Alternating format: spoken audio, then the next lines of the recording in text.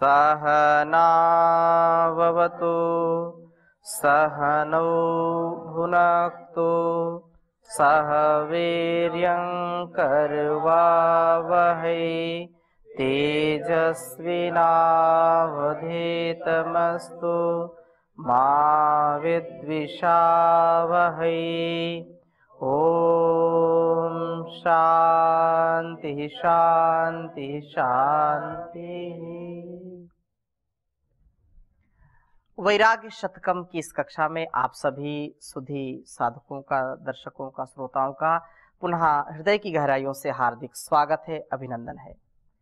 संसार असार है, असार संसार।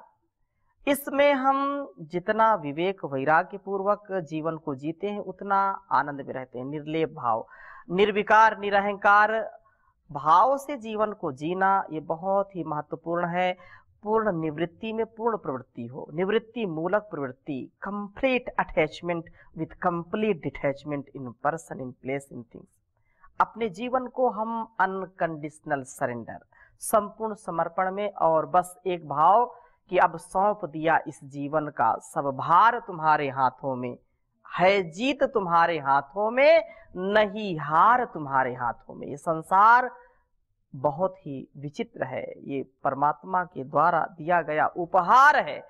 लेकिन इस मझधार में यदि हम अपने आप को बचाना चाहते हैं, इस भवसागर से बचाना चाहते हैं, तो विवेक वैराग्य पूर्वक जीवन को जिए। और इस संसार में तेन त्यक्तेन भुंजी था मां वृथा कस्य स्वितनम, ऐसा भाव होगा तो योग में जीवन हो, योग में जीवन होगा तो हम योगी बनेंगे, उपयोगी बनेंगे, सहयोगी बनेंगे और इस संसार के लिए उद्योगी बनेंगे।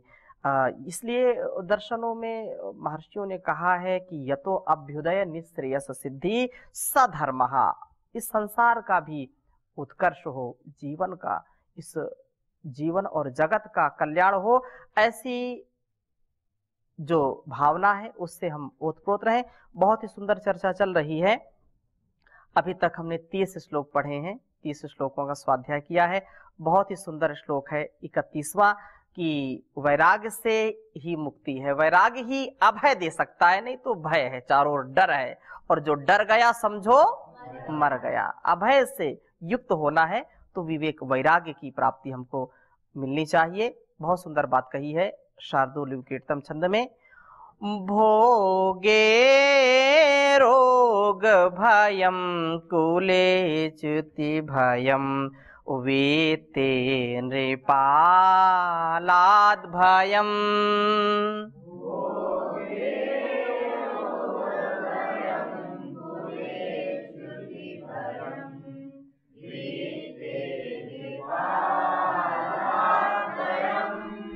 माने दैन्य भयम बले रिपु भयम रूपे जराया भयम।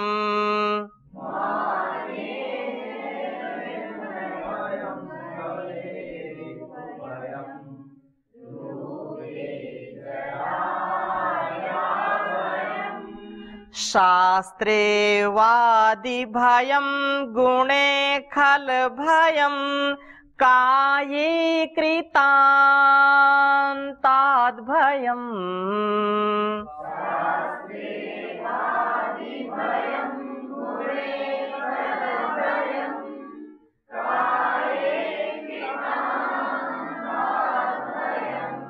सर्वं वास्तु भयान्वितं भुवि निर्णाम वैराग्यमेवाभयम्।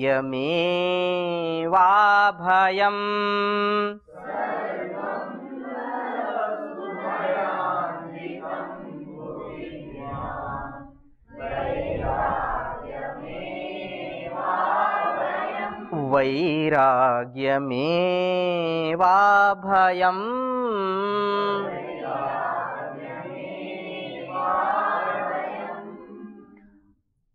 भोगे रोग भयम, इस संसार में चारों ओर भय ही भय है, डर ही डर है। भोगे रोग भयम कुले च्युति भयम, वित्ते निपालाद भयम, मौने दैन्य भयम, बले रिपु भयम, रूपे जराया भयम, शास्त्रे वाद भयम, गुणे खल भयम, काये कृतांताद भयम, भुवि सर्वम वस्तु भयान्वितम, निर्णाम वैराग्यम एव अभयम अस्ति। वैराग्य में ही अभय है। हम भोग भोगते हैं तो यत्र भोगाः तत्र रोगाः, जहां भोग है वहां रोग है। और जो है व्यक्ति पीड़ित होते, भोगा न भुगता वयमेव भुगता, हम ही जो है भोग लिए जाते हैं। बीमार हो गए, लाचार हो गए, तो उसी से भोग नहीं हम भोग पाए, भोग ने हमको भोग लिया। भोग से रोग का भय है। कुल में आचरण भ्रष्टता अथवा संतान विच्छेद का भय है। बड़े कुल में लिया जन्म तो उसमें भय होता है कहीं त्रुटि ना हो जाए, कहीं कोई दोष ना हो जाए। आचरण भ्रष्टता का जो है भय रहता है कि हमसे कोई भूल ना हो तो कुलवंश की परंपरा को बट्टा लगे, दाग लगे, ठीक है ना, इसलिए उसका भी भय रहता है। और आगे कहा कि जो वित्ते जो है, वित्त में नृपालाद भयम, राजा से भय है। बहुत वित्त है, धन संपत्ति है, तो राजा ने टैक्स लगा दिया बहुत ज्यादा, और कोई त्रुटि हो गई तो जब्त कर लिया, करता है कि नहीं, उसमें बैन लगा दिया, कर देता है कि नहीं। राजा तो अधिकारी व्यक्ति है, बहुत धन संपदा है, तो उस धन संपदा में क्या लगा दिया, टैक्स लगा दिया ज्यादा, या उसको कुर्की कर दी, जब्त कर लिया, डर है राजा का। और मौने और माने दोनों, माने अभिमान में दैन्य भयम, दीनता का भय है। अभिमान में दीनता का भय रहता है कि अभिमान है, कहीं हमारा सिर नीचा ना हो जाए, मैं तो बहुत वो हुई, और कहीं जो है अगर किरकिरी ना हो जाए हमारी, कहीं फजीयत ना हो जाए, तो परेशान रहते कि नहीं, कि सारी जो है जो मान है, सब जगह सम्मान है, कहीं मिट्टी में ना मिल जाए, इसका भी भय रहता है। तो अपना स्टेटस बनाते रहते हैं कि बिगड़े ना कहीं ये। और बले रिपु भयम, बलशाली हो गए तो जो है उसमें शत्रु का भय रहता है। दूसरा व्यक्ति सोचता रही ये ज्यादा ही बलशाली हो रहा है, इसको कमजोर करो, इसको कमजोर करो, नहीं तो ये ज्यादा बलशाली होगा तो फिर हमको दबाएगा बाद में, हमसे आगे कैसे निकल सकता है, तो उसमें दूसरों का भय होता है। भले रिपु भयम, शत्रुता बढ़ती रहती है। जैसे भारतवर्ष अब बड़ा हो रहा है, बढ़ रहा है, लेकिन चारों ओर से जो शत्रु देश हैं, पाकिस्तान है या अन्य लोग हैं, वो कुछ ना कुछ, इधर चाइना है, वो कुछ ना कुछ करते रहते हैं कि ये देश बढ़े ना, विकसित ना हो, ये शक्तिशाली ना बने, है कि नहीं। इसी प्रकार से कहा कि रूपे जराया भयम, बहुत रूपवान है, बहुत सुंदर है, तो सुंदरता में बुढ़ापे का भय है। अरे ये तो मैं बूढ़ा होने लगा, बाल सफेद होने लगे, उसी को बार बार देखता रहता है और लीपा पोती करता रहता है, हाँ, कि मैं बूढ़ा दिखना नहीं चाहता हूं, है कि नहीं, वो मेंटेनेंस में लगे रहते हैं कि नहीं, हाँ, तो उसका भय रहता है बुढ़ापे का। और शास्त्रे वादी भयम, शास्त्र का जब ज्यादा ही जो है, शास्त्र में शास्त्रार्थ का भय है, बहुत विद्वान है, अरे ये तो बड़ा विद्वान है, फिर अगर आता नहीं है तो मन में भय रहता है, अरे कुछ कोई पूछ न ले तो बेइज्जती हो जाए, अरे कुछ कोई पूछ न ले, अरे तुम पढ़ते हो, तुमको इतना नहीं आता, तो इसका भय रहता है, अरे कोई प्रश्न ना पूछ ले, कहीं से कोई सूत्र ना पूछ ले, कोई श्लोक ना पूछ ले, तो ये शास्त्र में इसका भय रहता है। और गुणे खल भयम, जो गुण आते हैं तो गुणों में दुष्टों का भय होता है, दुर्जनों का भय होता है। क्यों, जो गुणशाली व्यक्ति होता है तो जो दुर्जन होते हैं बोले ये तो बड़ा नंबर बना रहा है, इसके गुण में कुछ जो है अवगुण मिलाओ, तो उसकी बुराई करते हैं, उसको जो है नीचे दिखाते हैं, जहां देखो ये इसी का नाम आ रहा है, इसको कुछ गिराओ, इसको नीचे, इसको भ्रष्ट करो। तो ज्यादा गुणवान बनना मतलब फिर जो है दूसरों की आंखों की किरकिरी बनना, तो जो दुष्ट लोग हैं वो पतित करना चाहते हैं, तो उन दुष्टों का भय रहता है। और इसी प्रकार से कहा कि काय कृतांतात् भयम, जो शरीर है, शरीर की प्राप्ति है तो शरीर में जो है काये कृतांतात यमराज का भय है। अरे ये शरीर एक दिन छूट जाएगा, यमराज आएगा और जीवन हमारा समाप्त हो जाएगा, इसलिए उसका भय बना रहता है। इस प्रकार से पूरे जीवन भर भय से कोई बचता नहीं है। इस भूमि में, इस धरा में ये जो है सर्वम वस्तु, भुवि संसार में सर्वम वस्तु भयान्वितम, सब भय से व्याप्त है। मनुष्यों के लिए वैराग्यम एवं अभयम अस्ति, वैराग्य ही अभय प्रदान करने वाला है, क्योंकि वैराग्य में कोई भी भय सताता नहीं है।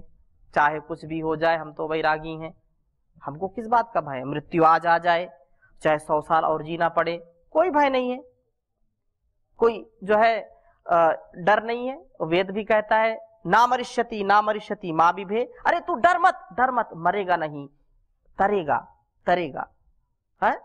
तो योग में जीवन जी करके हम तरेंगे, मोक्ष की प्राप्ति होगी, समाधि की प्राप्ति होगी। तो ऐसा जीवन हमारा होना चाहिए, ठीक है, वैराग्य से युक्त होना चाहिए। आगे कहा है अक्रांतम मरणेन जन्म जरसा जात्योज्ज्वलम यौवनम।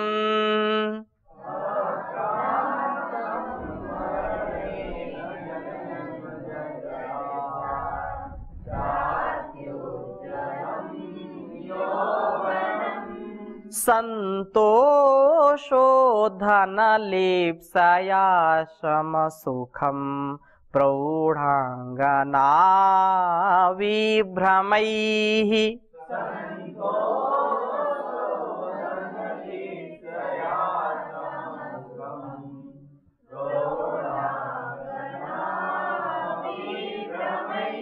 लोकैर्मत्सरभिर्गुणावन भुवो व्यालैर्नृपा दुर्जनैः।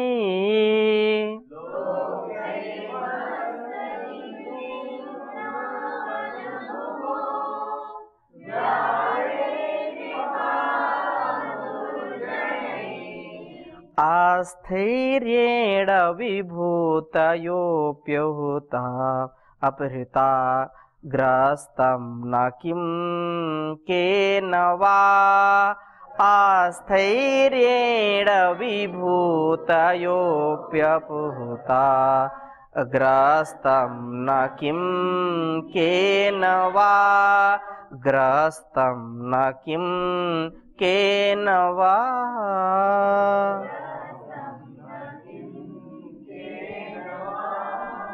सांसारिक जो वैभव है, जो संसार में हमको मिला है, जड़ रूप में चेतन रूप में, ये अत्यंत क्षणभंगुर है, अत्यंत ये विनाशशील है। ये पल भर में पता नहीं क्या से क्या हो जाए, कुछ भी पता नहीं है।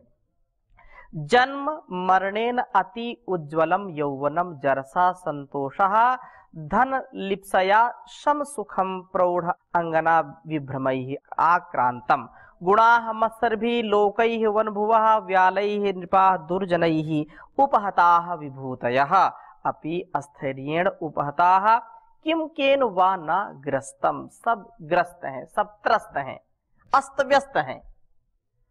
मस्त कौन है?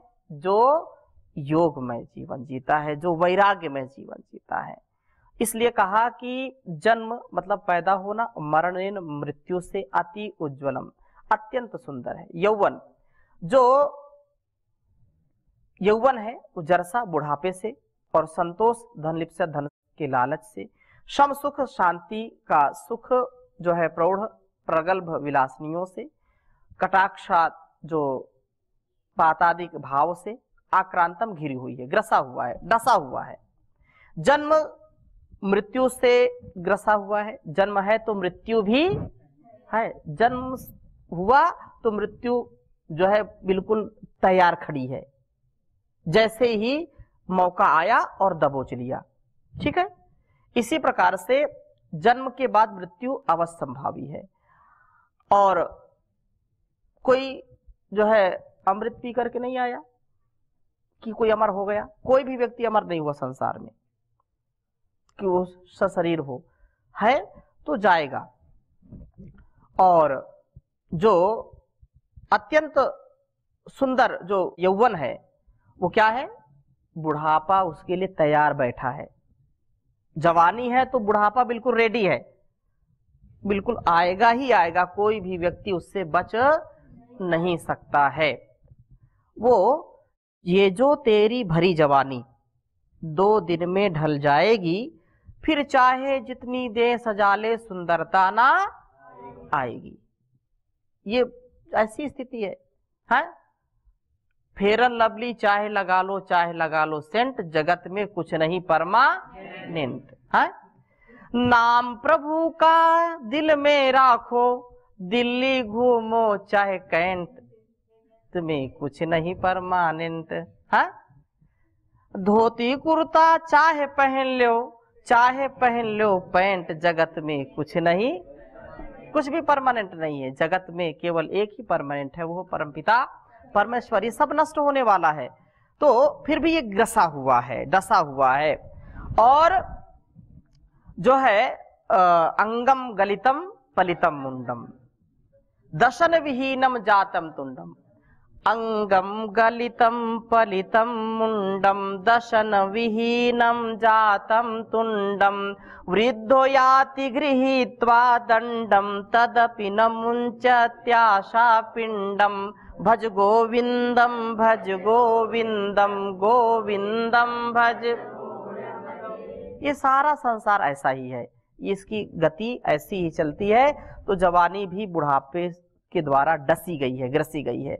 और संतोष धन के द्वारा लालच में ग्रसा हुआ, शांति का सुख प्रौढ़ विलासनियों के कटाक्षपात आदि जो हाव भाव है, ऐसा जो एक वासना है, वो स्त्री हो या पुरुष हो, दोनों एक दूसरे से डसे हुए हैं। शील आदि गुण डाह करने वाले से लोगों से हत है। वन की भूमि सर्पों से व्याप्त है, राजा लोग दुष्टों के द्वारा मारे गए हैं। संपत्तियां भी अस्थिरता के कारण नष्ट हो गई। कौन सी ऐसी वस्तु है जो किसी से ग्रसित ना हो? अर्थात संसार की सभी वस्तुएं किसी न किसी वस्तु से आक्रांत हैं, ग्रसित हैं, अस्थिर हैं। ऐसी स्थिति में स्थिर पदार्थ वैराग्य ही एक ऐसा है जिससे हमको शांति, सुख और समृद्धि की प्राप्ति हो सकती है। ठीक है ना? सभी अस्थिर हैं, संसार में कुछ भी परमानेंट नहीं है। आधि व्याधि शतैर जनस्य विविधैर आरोग्यम मूल्यते।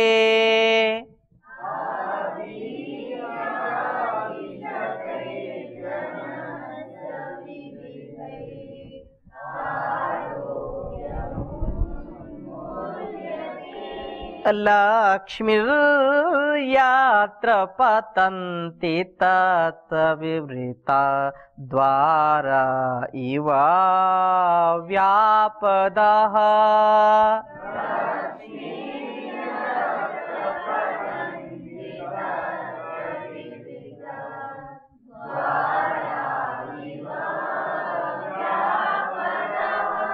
जातं जातमवश्यमाशु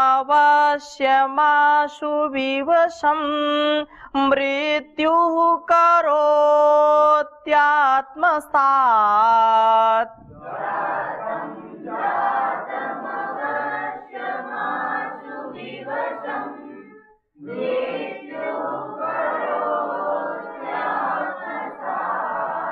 तत्किं तेन निरंकुशेन विधिना यन्निर्मितं सुस्थिरम्।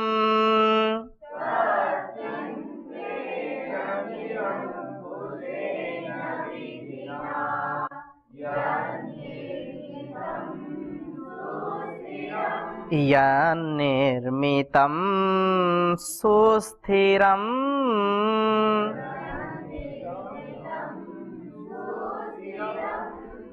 विविधैः आधि व्याधि शतैः जनस्य आरोग्यम उन्मूल्यते। यत्र लक्ष्मीः तत्र व्यापदः विवृता द्वारा इव पतंती मृत्यु जातम जातम अवश्यमाशु विवशम आत्मसात करोति तेन निरंकुशेन विधिना यत् सुस्थिरम निर्मितम तत्किम। बहुत सुंदर बात कही है कि विविधई ही, विविध प्रकार की, आधि दुख, आधि और व्याधि, आधि और व्याधि। तो इस दुख से, आधि और व्याधि, जो आधि है वो मानसिक पीड़ा उसको कहते हैं और व्याधि शारीरिक पीड़ा है, ठीक है ना। जो व्याधि है वो वात पित्त कफ के असंतुलन से बढ़ती है और जो आधि है वो रजोगुण तमोगुण सतोगुण, सतोगुण रजोगुण तमोगुण, इसके असंतुलन से बढ़ती है। मानसिक रोग जो त्रिगुण है उनके और जो त्रिदोष है उनके कारण व्याधि, आधि और व्याधि। शरीर में पीड़ा, शरीर में दर्द, कहीं कुछ होना कहीं कुछ होना, ये व्याधि है। और काम क्रोध लोभ मोह ईर्षा द्वेष, ये क्या है, ये आधि।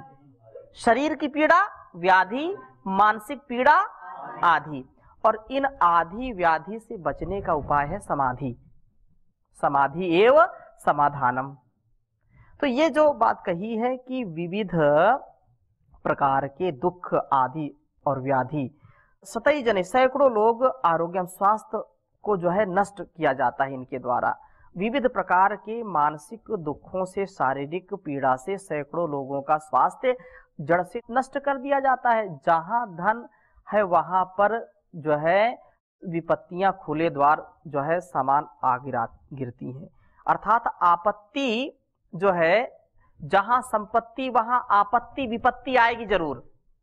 जहां पर संपत्ति वहां पर आपत्ति विपत्ति आएगी ही आएगी, इससे कोई बचा नहीं सकता है। धनी लोग जो है विपत्तियों से घिरे रहते हैं। मृत्यु बार बार जन्म लेने वाले को अवश्य ही अपने वश में कर लेती है। जातस्य ही ध्रुवम मृत्यु, जिसका जन्म हुआ उसकी मृत्यु भी अवश्य है, सुनिश्चित है, उसको कोई बचा नहीं सकता है और इस प्रकार से उसको मार डालती है। उस निरंकुश ब्रह्मा के द्वारा जो वस्तु स्थायी बनाई गई है वो कौन सी वस्तु है, अर्थात जिसको हम देखते हैं कुछ भी रहता नहीं, सब जो है एक के बाद एक के बाद एक के बाद एक। जो आज हम जिसको देखते हैं वैसा वो कल नहीं मिलता है, परिवर्तन है, परिवर्तनशील संसार है ये। कुछ भी एंट से लेकर के एलिफेंट तक है, कीड़ी कुंजर हाथी घोड़ा कीड़ा मकोड़ा, जो कुछ भी है वो कुछ भी थोड़ा थोड़ा तो रोज परिवर्तित होता ही होता है। हाँ, इसलिए कहा कि ये कौन सी वस्तु स्थायी है, स्थिर है, अर्थात सभी वस्तुएं अस्थायी है। इस कारण से अस्थिरता के कारणभूत भोग की इच्छा नहीं करनी चाहिए। भोग नहीं, योग से जीवन जिए। योग ही वास्तव में हमारे जीवन को सुंदर बनाने वाला है। भोगास्तुंग तरंग भंग तरलाः प्राणाक्षण ध्वंसिनः।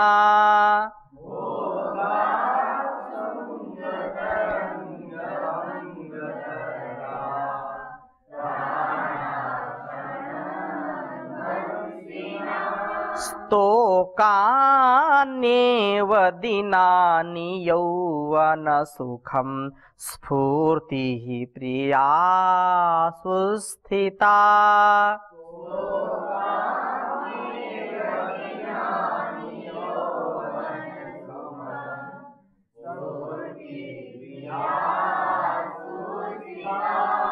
तत्संसारमसारमेव निखिलं बुद्ध्वा बुधा बोधका।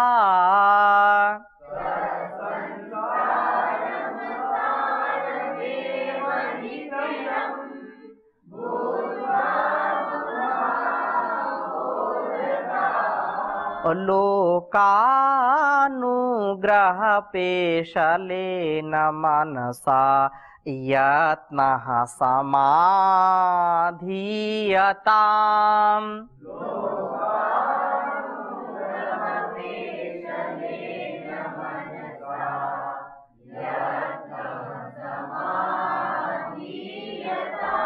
यत्नः समाधीयताम्।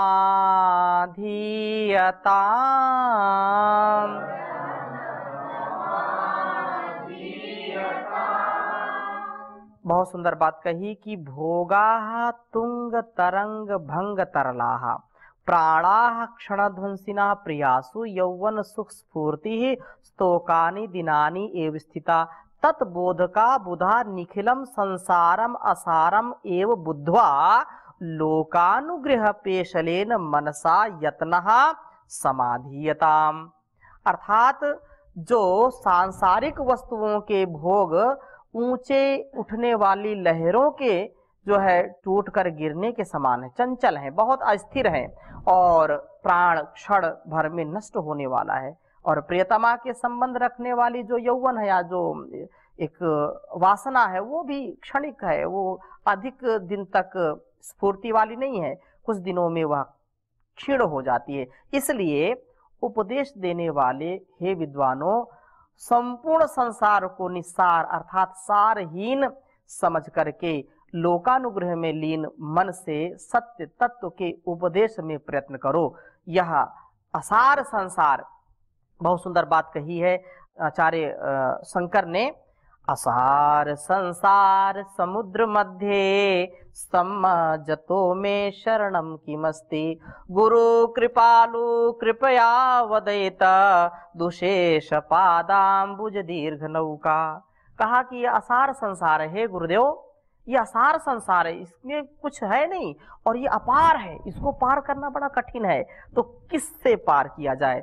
उसमें तो गुरु ने कहा कि दुशेष पादाम्बुज दीर्घ नौका, गुरु की चरण पकड़ लो, उससे बड़ी नौका कहीं नहीं मिलेगी, उस नौका में बैठ जाओ और वो पार कर देगी, पार हो जाएंगे।